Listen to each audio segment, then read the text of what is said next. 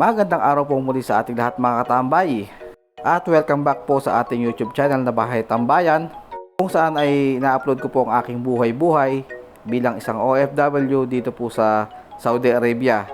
At kasama po noon ay syempre lahat po ng ating mga nakakamtad bilang OFW ay ina-upload din ho natin dito. Sa ngayon ang ina-upload ho natin sa ating YouTube channel ay ang ating pagpapagawa ho ng ating bahay. So for today's video nga po ay magkakabit ho sila ng ating alulod para dito sa ating bahay ho.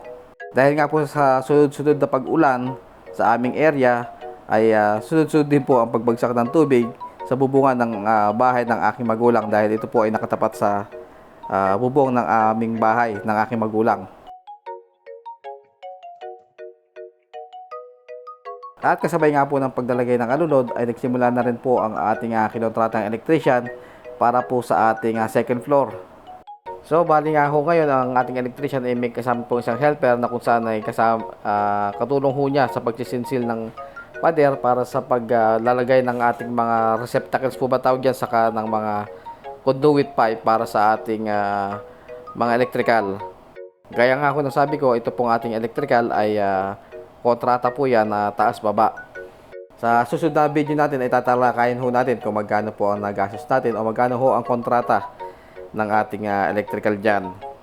At sa mga nagpapagawa po ng bahay o balak magpagawa na ho ng bahay, at kung wala pa ho kayong mga electrician na gagawa, ay pwede nyo kong kontakin itong tao na to at message lang po kayo sa ating comment section at ibibigay ho natin ang contact details po ng electrician para ho kayo mag-usap. Bali nga ho dito ay malapit na ho niyang matapos ni Kuya Boy ang ating isang alulod. Isipin nyo mga katambay ay mataas-taas ang huhulugan ng tubig galing sa ating yero at babagsak sa yero ng ating bahay ng ating mga magulang. Siyempre malakas ang tunog. Sabi nga nila ay para daw may kumakalabog lagi pagka daw umuulan, dahil nga todo ang bigay ng tubig doon. Bali, ang nakaabang nga po pala natin para sa alulod ay 3 butas. Yung dalawang alulod ho ay nakasalo ho sa kanilang yero.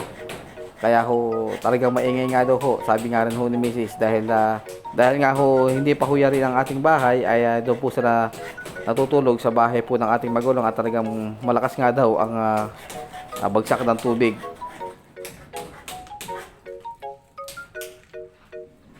Bale, ito nga po yung pangalawang alulod o yung gitnang alulod. Ito po at nakakabit na ho.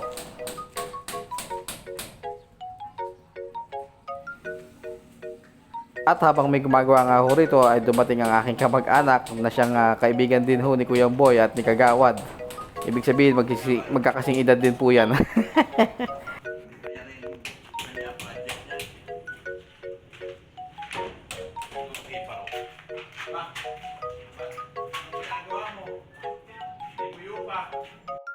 So, bale, ito na nga ho at nakanalang nagawa na ho ang ating alulod.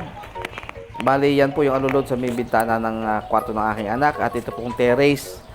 Yung sa gitna ho ay naikabit na rin. Meron pa rin ho yan sa may sulok, hindi ho dyan, doon po sa kabila.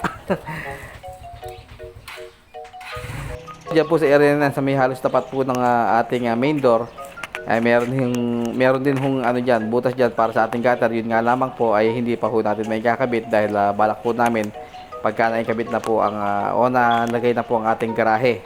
Pero sa totoo lang po talagang wala ho kaming budget para panlagay pa po diyan.